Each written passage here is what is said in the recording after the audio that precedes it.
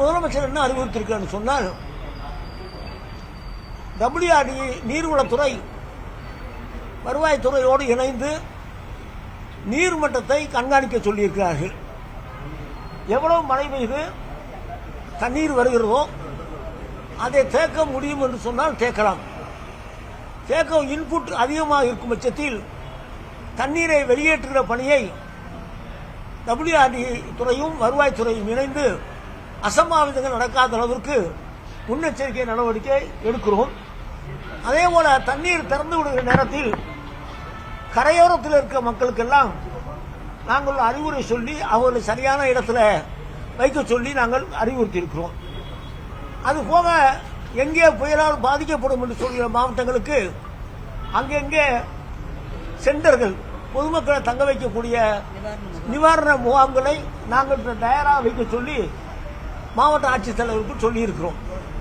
அது மட்டுமல்ல, அரிசி, பருப்பு, பால் போன்ற பொருள் எல்லாம் தயார் நிலையில் இருக்க வேண்டும். ஆட்கள் வந்த பிறகு அதை கொண்டு வராமல் வருகிற நேரத்திலேயே அவர்களுக்கு வழங்கக்கூடிய அளவிற்கு தயார் நிலையில் அதில் வைக்க வேண்டும் என்று முதலமைச்சர் அவர்கள் ஆணையிட்டிருக்கிறார்கள். இந்த பணிகளை செய்து கொண்டிருக்கிறோம். இந்த புயலால் பெரிய பாதிப்பு இருக்காது. ஆனால் மழை கட்டாயம் நம்முடைய இந்த 3 மாவட்டங்களுக்கு கட்டாயம் மழை இருக்கும். அதை மாண்பு முதலமைச்சர் அவர்கள் நேரடியாக அவரே ஆய்வு செய்கிறார்கள். அன்றைக்கு நான் கூட சென்னை ஊரில் இருந்தேன். சிஎம் இங்கே வந்துட்டாங்க. நாங்கள் பதவி போனோம். சிஎம் வந்தப்போ இவங்கெல்லாம் ஓடி வர்றாங்க.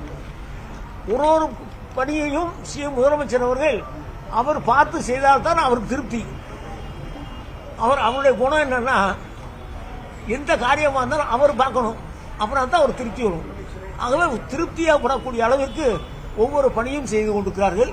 அதே போல நெல் கொள்முதல் பணியிலும் மாண்பு முதலமைச்சர் அவர்கள் விரைவுபடுத்தி கொண்டிருக்கிறார்கள். அந்த பணியும் அங்கே இருக்கிற விவசாயிகளுக்கு நஷ்டஈடு வழங்குவதில் விவசாயத்துறை அதிகாரிகளும் வருவாய்த்துறை அதிகாரிகளும் கணக்கெடுத்துக் கொண்டிருக்கும். அந்த பணம் அந்த மாவட்ட ஆட்சித்தலைவர்கள் கணக்கெடுப்பு முடிந்த உடனடியாக அந்த பணம் வழங்குவதற்கு வேண்டிய வேலைகளை நாங்கள் செய்யவிருக்கோம்.